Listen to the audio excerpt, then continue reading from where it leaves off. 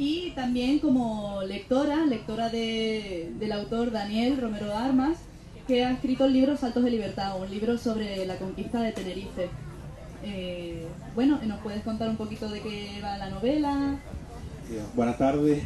La novela, como bien dice ella, es una novela histórica, está ambientada durante la conquista de Tenerife, más exactamente durante los 2 últimos años de la conquista, que son donde realmente se produjeron los hechos más importantes, y nos cuenta la historia de un joven soldado, Diego, que no ha tenido nunca contacto con la guerra, él no sabe nada del lugar al que se dirige, y lo único que conoce es lo que le han contado sus compañeros, que son historias tergiversadas sobre lo que se iba a encontrar.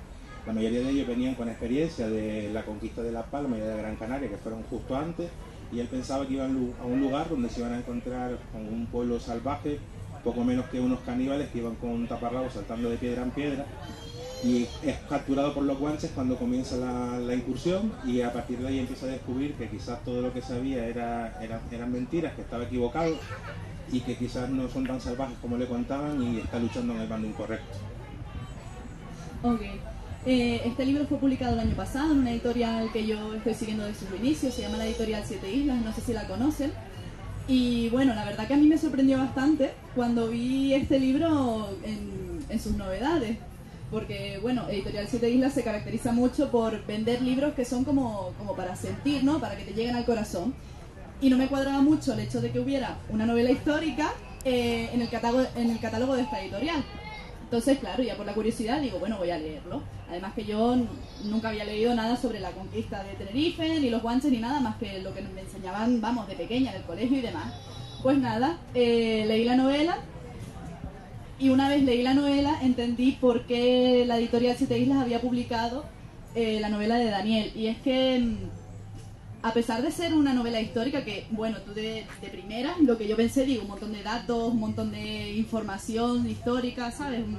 Que no estoy muy adaptada a la novela histórica, y digo, a lo mejor me va a costar un poquito, pero me encontré completamente todo lo contrario. Es una novela de estas, como he dicho, que llegan al corazón. Daniel tiene una sensibilidad increíble para las palabras, que sabe con muy poquito sabe cómo transmitir toda aquella situación que se vivió, los sentimientos de los guanches, aquello que estaban viviendo, el apuro porque le estaban quitando una tierra que para ellos pues era donde habían vivido, donde habían nacido toda su vida, y estaban llegando unas personas extrañas a arrebatárselas sin ningún motivo aparente.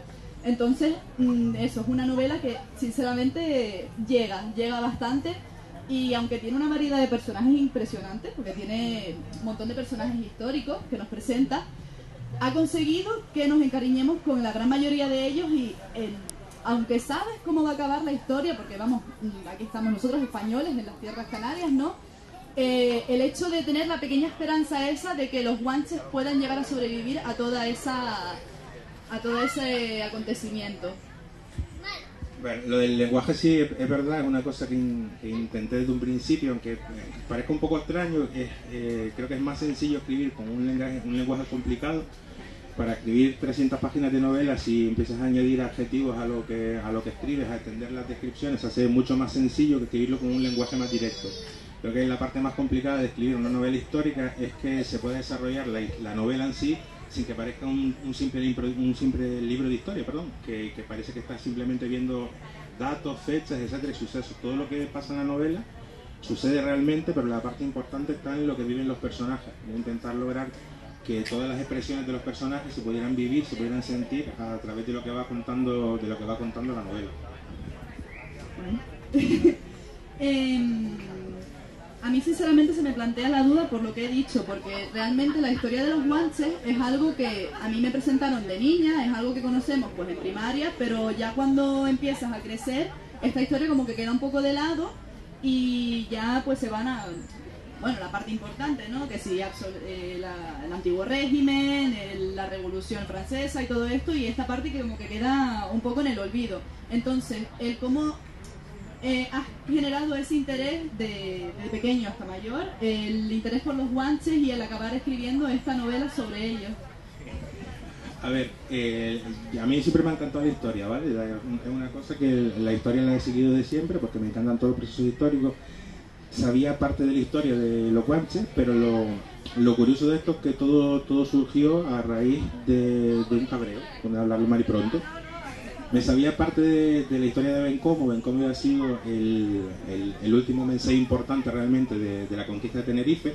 Fue un personaje súper carismático. Hay que tener en cuenta que según los estudios murió a los 70 años casi, en un periodo donde la media de vida estaba en los 30.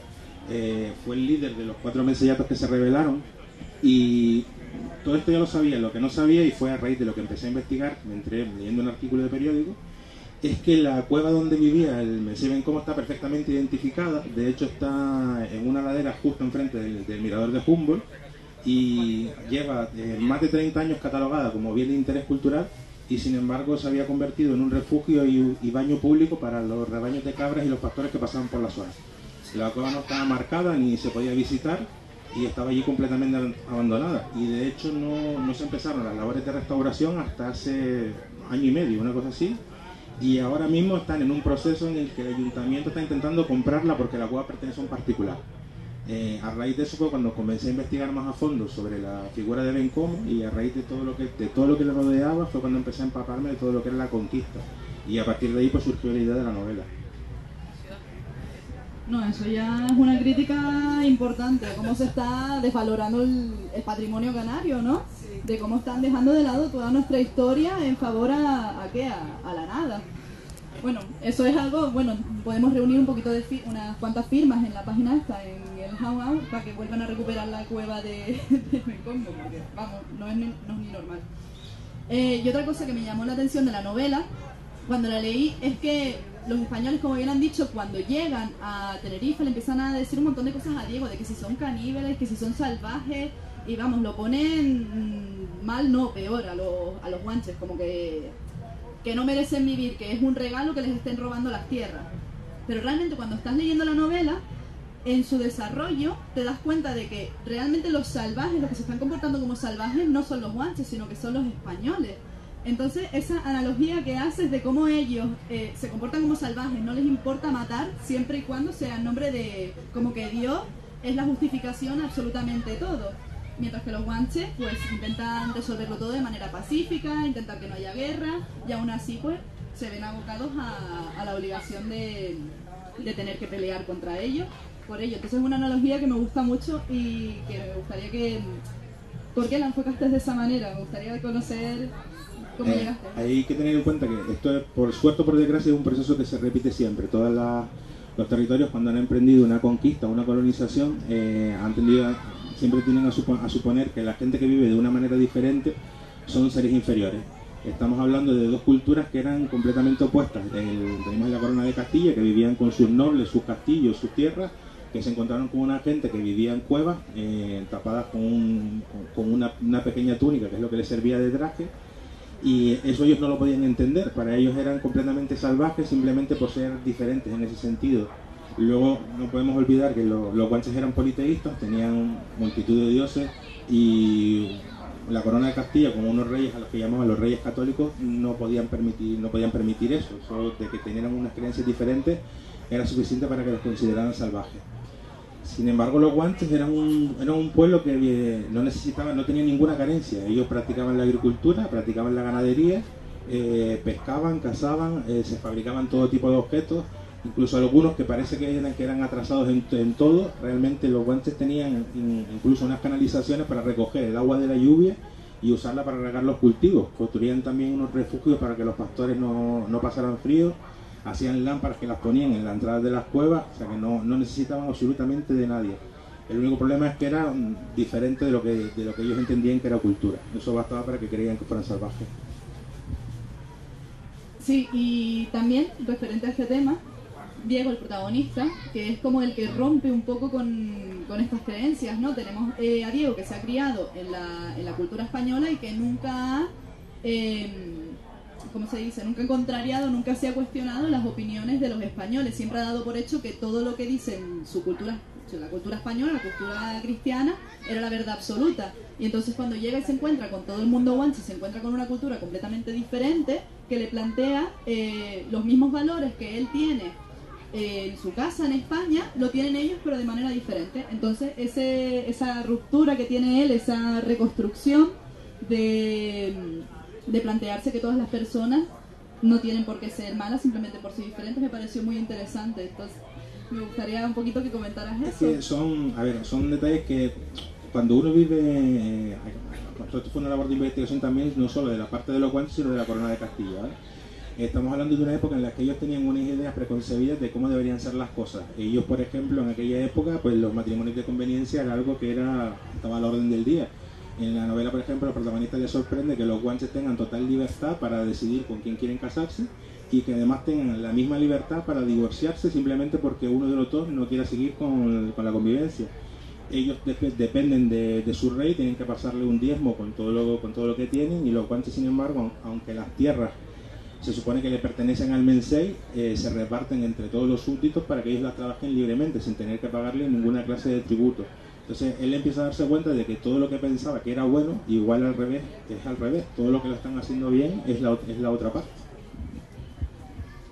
Sí, y bueno, voy a comentar ahora el tema de ya para pasar un poquito de la costumbre de los guanches y demás, el tema de los combates, porque aquí también, aparte de la representación que tenemos de la cultura guanche a nivel de la religión, de su forma de vida, de la ciencia que ellos tenían, de cómo llevaban su vida, pues también vemos la manera de combatir de los guanches, la opinión que tienen ellos sobre la guerra y de cómo se acaban enfrentando a los españoles, que vienen con pistolas, con cañones, vienen con un arsenal, todos preparados y, claro, acostumbrados a una vida de guerra, mientras que los guanches vivían en paz, y cómo se tienen que enfrentar a ellos. Y que me gustó un montón cómo representaste esas batallas, porque normalmente, no sé si a ustedes les pasa, pero a mí me ha pasado un montón de veces que a lo mejor leo un libro de acción y sé que está sucediendo una pelea porque el autor me lo ha dicho, pero lo que sucede desde el principio hasta el final de la pelea como que no me queda muy claro. Sí que están todos ahí pegándose, pero hasta que no termina la pelea no me he enterado muy bien de qué ha pasado. Sin embargo, has conseguido hacer en el libro que quede muy clara la situación de cómo se encuentran cada personaje dentro de la guerra, de cómo están actuando y de cómo están peleando, las posiciones. Y me gustaría eso, que comentaras cómo enfocaste esas peleas para llegar a describirlas también, también un poquito el estilo de pelea guanche contra el estilo de pelea, contra el estilo de combate más bien de los españoles. Y no le pagamos. A ver, hay que tener en cuenta que la corona de Castilla en ese momento, justo en el 1494, acababa de terminar la guerra de Granada, y fueron 9 años de guerra. 9 años que después que el ejército estuvo entrenando, entrenaron formaciones mixtas de artillería y de infantería que no las habían probado nunca, y que estamos hablando de un ejército completamente preparado, además, que tenían pues todas sus espadas, sus lanzas, la caballería, las armaduras. Y por el otro lado, el pueblo guanche realmente no tenía experiencia ninguna en la guerra. Ellos habían tenido pequeños enfrentamientos entre los diferentes menseyatos, pero un poco más que pequeñas peleas, por decirlo de alguna manera, y alguna pequeña escaramuza con incursiones que llegaron antes, pero que eran de pocos hombres. Ellos no tenían experiencia ninguna en la guerra y no conocían el metal. Los guanches lo único que tenían para defenderse eran unas lanzas de madera, que se llamaban banots, unas masas también de madera y una especie de cuchillos que fabricaban golpeando unas piedras de obsidiana, que era lo que usaban. Ellos sabían que no tenían nada que hacer contra el ejército oponente, y lo único que podían hacer era aprovechar la ventaja del terreno. Ellos conocían perfectamente la isla, se conocían todo lo demás, y sus enemigos pues no tenían ni idea. De hecho, la batalla más famosa, que fue la primera batalla de Acentejo, os voy a hacer un spoiler. Cuando el ejército castellano llegó, los guanches lo estaban esperando. Ellos entraron, ellos fueron de lo que era Santa Cruz, tenían un pequeño fortín que hicieron en lo que sería la laguna, y emprendieron el camino hasta Taoro, que era el menseyato más importante. Los guanches se escondieron, dejaron todo completamente abandonado y les permitieron llegar hasta Taoro. Ellos llegaron y vieron que no había nadie, y se marcharon llevándose además todos los rebaños de cabras que se encontraron por el camino, utensilios y comida. Estamos hablando de un ejército que eran unos 2.000 hombres de infantería, más 150 de caballería y como 600 esclavos. De ahí lo de la diferencia de un lado al otro. Ellos hacían esclavos todavía, que habían traído de Gran Canaria y de La Palma.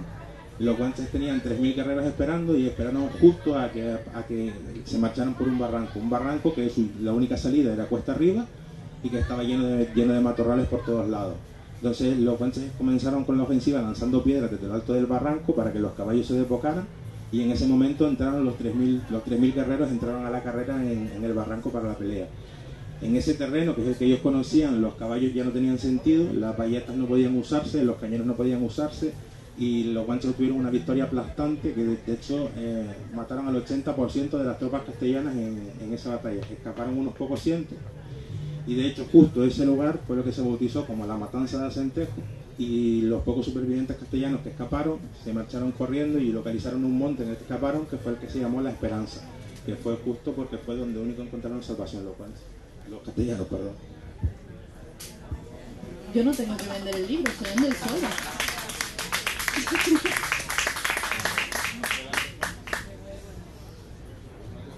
Lo he dicho, increíble. Ya no sé ni qué decir, me ha dejado sin palabras. Bueno, que quería comentar.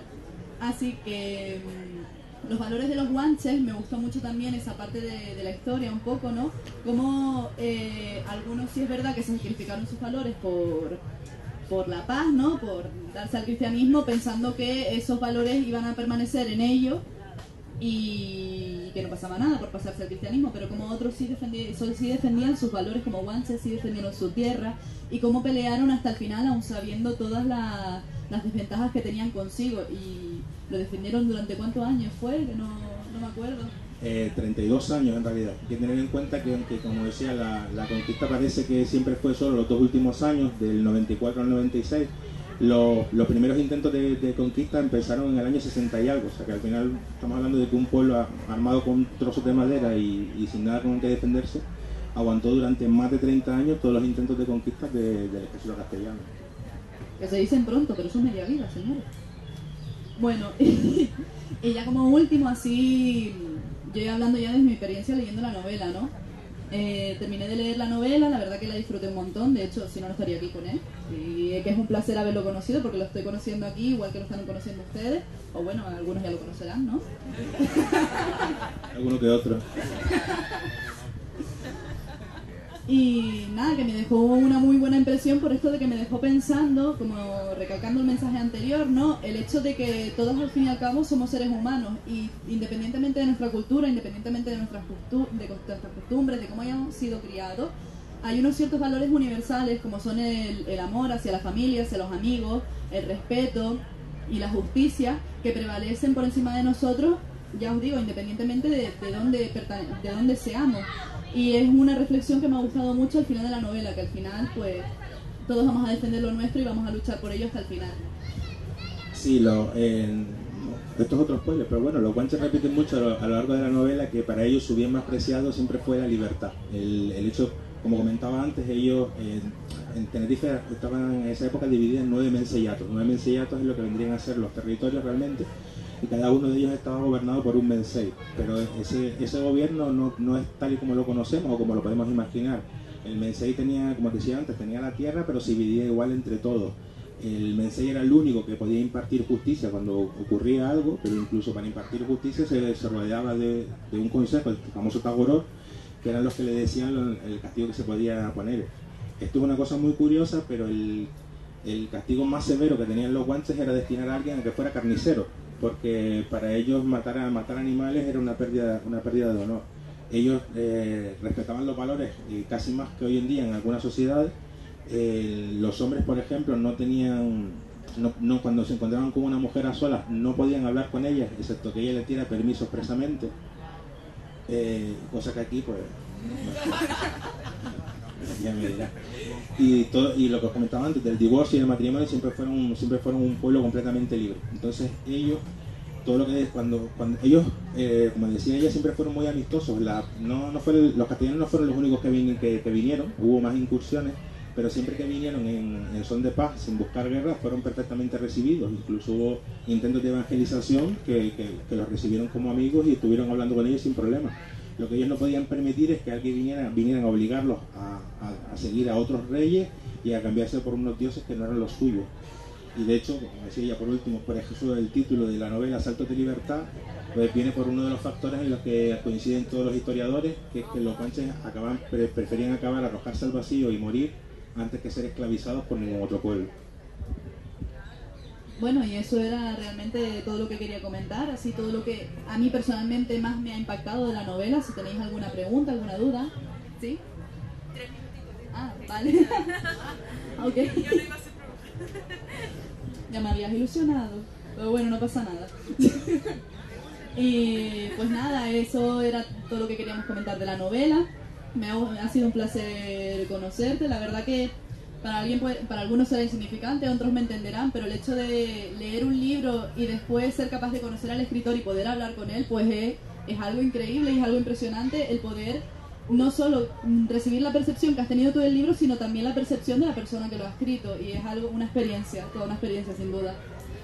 Bueno, pues muchas gracias. Para mí es un placer que estés aquí presentando el libro. Tiene un canal de lectura que deberíais seguir todos, porque las recomendaciones son maravillosas de todos los libros. Y solo comentar que, como decía, que aunque quería destacar la parte narrativa, no deja de ser también una novela histórica, que todos los datos de esta novela ha llevado más de 3 años de investigación y de recopilar información antes de poder escribirla, acudiendo a los grandes historiadores, Pieri Clavijo, Fray Alonso de Espinosa, que fue el primer cronista oficial de Tenerife, Romeo de Armas, Pieri Clavijo, y ha sido una intensa labor de recopilación. Todo lo que ocurre en la novela pasó de verdad, todos los sucesos, la batalla está llena de personajes reales. El único personaje inventado prácticamente son Aray, el protagonista Guanche, y Diego, el soldado castellano. Todos los demás, el adelantado Alonso Fernández de Lugo, que es el claro antagonista, Bencomo, Benearo, los Menseyes, la princesa Daci, Guasimara, que es una de las princesas que hace una aparición estelar en la novela. Son todos personajes reales y están perfectamente detallados, y ha sido una labor de información para saber que todo lo que pasa allí sucede de verdad. Bueno, yo disfruté los pasajes en los que sale la princesa que me da nombre, oye, también te digo.